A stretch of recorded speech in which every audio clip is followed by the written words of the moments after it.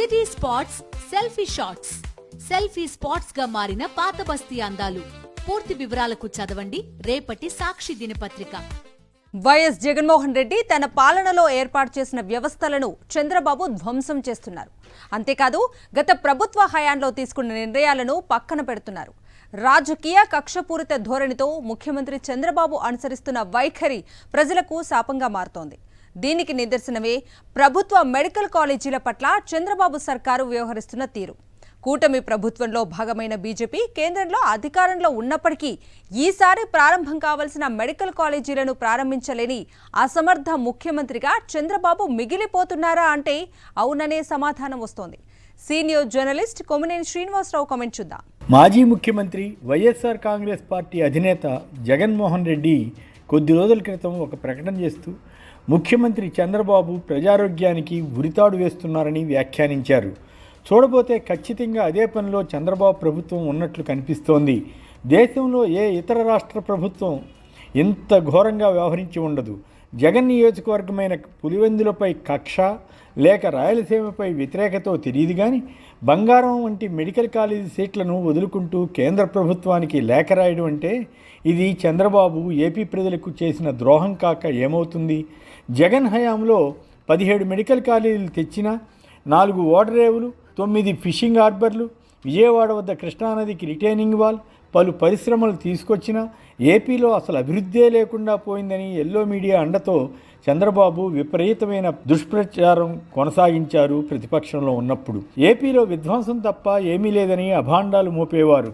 జనం ఓట్లు వేశారో లేక ఈవీఎంల మహిమో కానీ ఎలాగైతేనేం టీడీపీ, బీజేపీ, జనసేన కూటమి అధికారంలోకి రావడం, ఆ తర్వాత చంద్రబాబు ముఖ్యమంత్రి అయిపోవడం జరిగిపోయింది.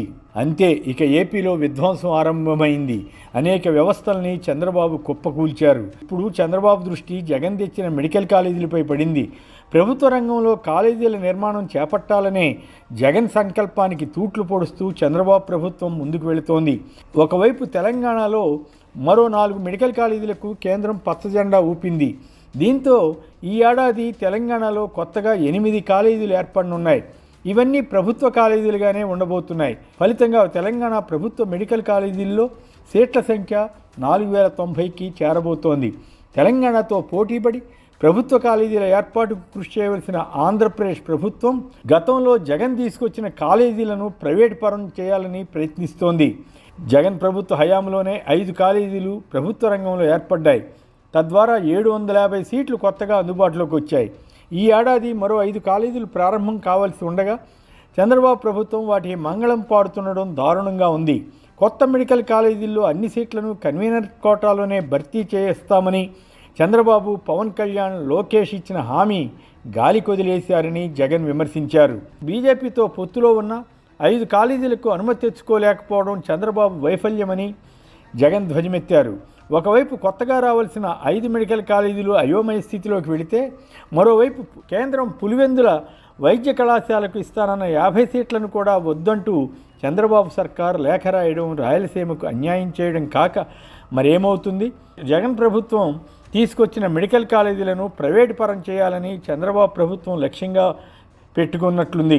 2023-24లో విజయనగరం, రాజమహేంద్రవరం, ఏలూరు, మచిలీపట్నం, నంద్యాలలో ఏర్పాటైన కొత్త మెడికల్ కాలేజీల్లో క్లాసులు ఆరంభమయ్యాయి.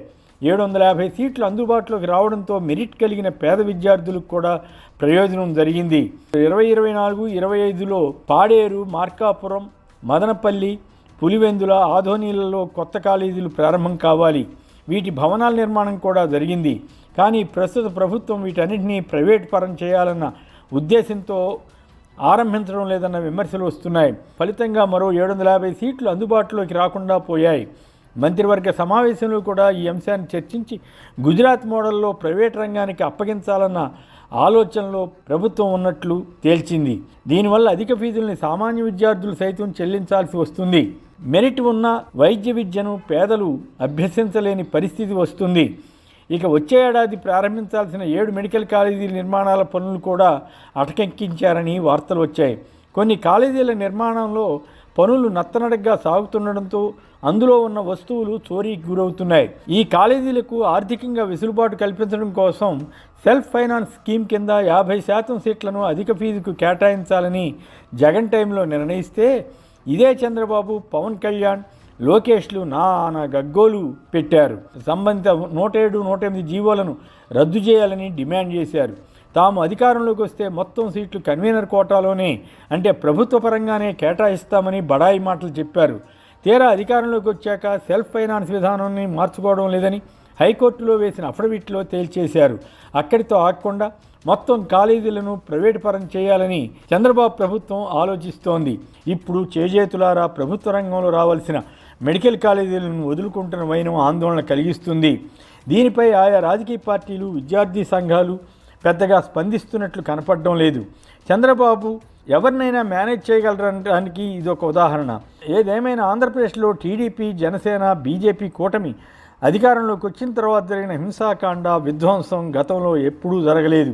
ఇప్పుడు జగన్ తెచ్చిన వ్యవస్థలను, ఆయన చేసిన అభివృద్ధిని విధ్వంసం చేయడానికి చంద్రబాబు ప్రభుత్వం కంకణం కట్టుకున్నట్లుగా కనిపిస్తోంది. ఆ విధ్వంసంలో పవన్ కళ్యాణ్ కూడా భాగస్వామిగానే మారారు.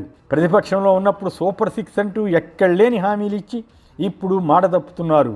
అందులో మెడికల్ కాలేజీలు కూడా సమిధలవుతున్నాయి.